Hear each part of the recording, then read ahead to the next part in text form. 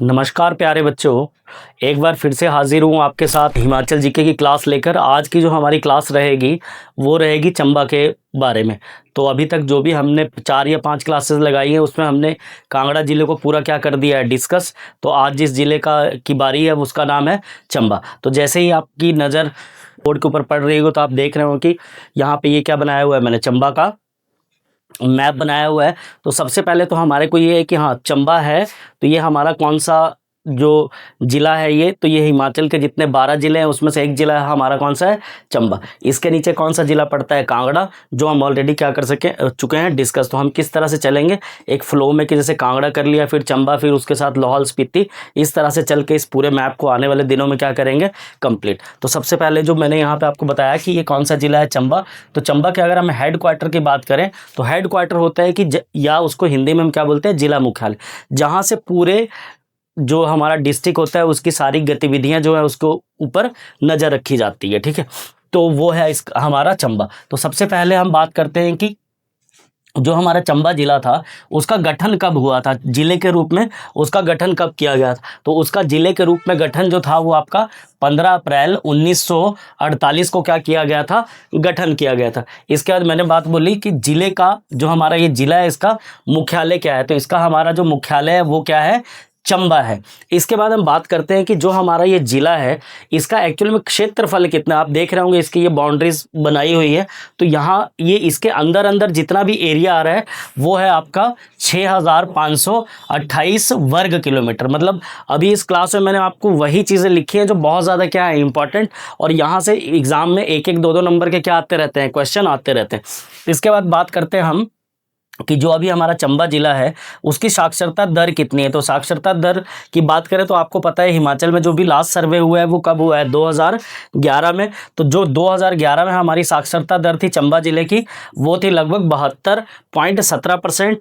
और आपको पता है हर 10 साल में 5 से 10% की क्या होती है, बढ़ोतरी होती है। तो अभी तो साक्षरता दर ऑटोमेटिक क्या हो गई होगी, ज़्यादा। इसके बाद बात करते हैं हम लिंग अनुपात की। तो लिंग अनुपात जो है वो कितना है, 986। इसके बाद हम बात करते हैं शिशु लिंग अनुपात कि बच्चों में लिंग अनुपात का जो है वो रेशो वो कितना है, तो वो है 953। इसके बाद बात करते हैं लोकसभा की सीटों की कि जब हमारा क्या होता है, इलेक्शन होते हैं तो लोकसभा की कितनी सीटें हैं। तो लोकसभा की चंबा से कितनी सीटें हैं, 5। और जो हमारा इलेक्शन का क्षेत्र पड़ता है वो कौन सा पड़ता है इसमें, कांगड़ा। इसके बाद हम बात करते हैं उपमंडल की। तो टोटल उपमंडल कितने हैं, 8। कितने उपमंडल है, 8। तो 8 में से जो इंपॉर्टेंट है वो है चंबा बहुत इंपॉर्टेंट है, चुराह बहुत इंपॉर्टेंट है, डलहौजी बहुत इंपॉर्टेंट है। इसके बाद बात करते हैं तहसीलों की। तो चंबा में टोटल कितनी तहसीलें हैं, लगभग आपकी 8 तहसीलें हैं। इसके बाद हम बात करते हैं कि ये तो हमें किस चीज़ के बारे में पता लग गया कि जो हमारा चंबा है उसका गठन कब हुआ, मुख्यालय कितना है, क्षेत्रफल कितना है, साक्षरता दर कितनी है, विधानसभा की सीटें कितनी हैं, उपमंडल कितने हैं, तहसीलें कितनी हैं। इसके बाद हम बात करते हैं कि चंबा का जो हमारा जिला है उसकी जो भौगोलिक स्थिति है, भौगोलिक स्थिति किस तरह की है। तो भौगोलिक स्थिति का मतलब होता है कि ये एक्चुअल में चंबा जो पड़ता है वो पड़ता किस तरफ है। तो चंबा हिमाचल के उत्तर पश्चिम में स्थित है। तो ये आपसे पेपर में कई बार पूछ सकता है कि जो आपका चंबा है वो हिमाचल में किस तरफ को है। तो हिमाचल में किस तरफ को है, ये उत्तर पश्चिम में। किस तरफ को, ये पूरा हिमाचल का अगर मैप हो तो हिमाचल में ये किस तरफ को है, पश्चिम वाली साइड को है। और किस तरफ को है, उत्तर। जो हमारी जैसे जम्मू कश्मीर है वो भी किस साइड को, उत्तर साइड को है। तो वैसे ही चंबा जो है वो भी किस तरफ की साइड को है, उत्तर पश्चिम वाली साइड को है।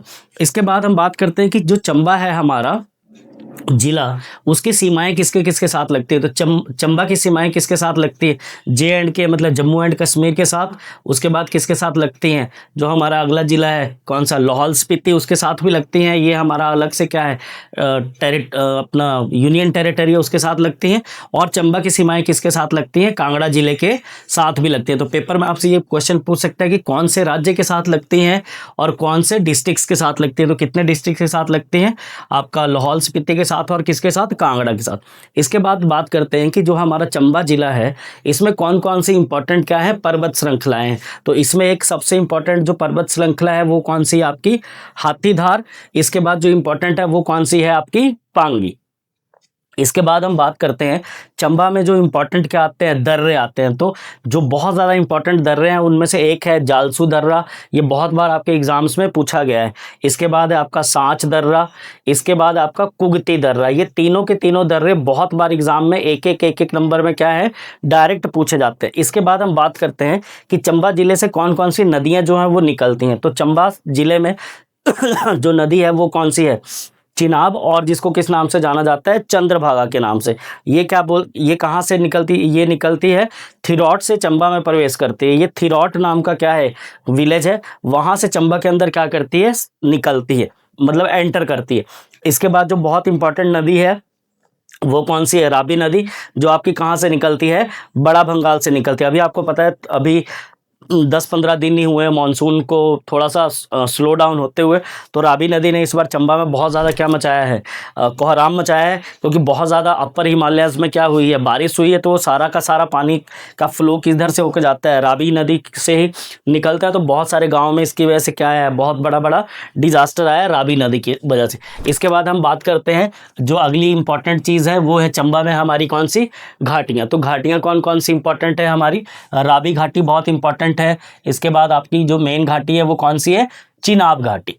इसके बाद हम बात करते हैं चंबा जिले में इंपॉर्टेंट झीलें कौन सी हैं। झीलों का टॉपिक जो है वो बहुत ज़्यादा क्या रहता है, इंपॉर्टेंट रहता है। ये अलग से भी मैंने आपको एक बार कराना है, लेकिन उसके साथ साथ में पहले हम ये पढ़ते हैं कि चंबा जिला जो है उसमें इंपॉर्टेंट झीलें कौन सी हैं। तो अभी आपको पता है सबसे इंपॉर्टेंट जो चंबा की झील है वो कौन सी है, मणिमहेश। अभी थोड़े दिन पहले मणिमहेश यात्रा चली हुई थी।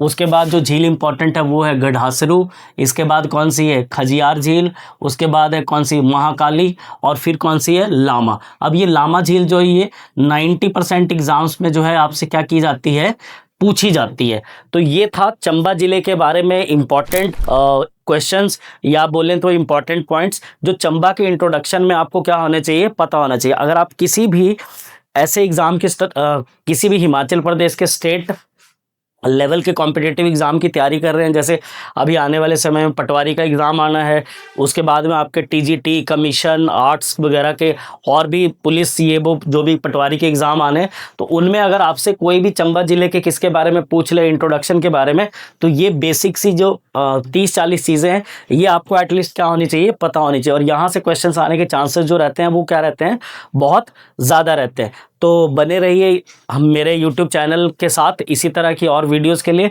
ये चंबा ज़िले की पहली वीडियो थी, इसी तरह से 2 या 3 वीडियोस और बनेंगी जिसमें हम आने वाले समय में चंबा ज़िले के इतिहास के बारे में क्या करेंगे, डिस्कस। धन्यवाद, मिलते हैं अपने अगले वीडियो में।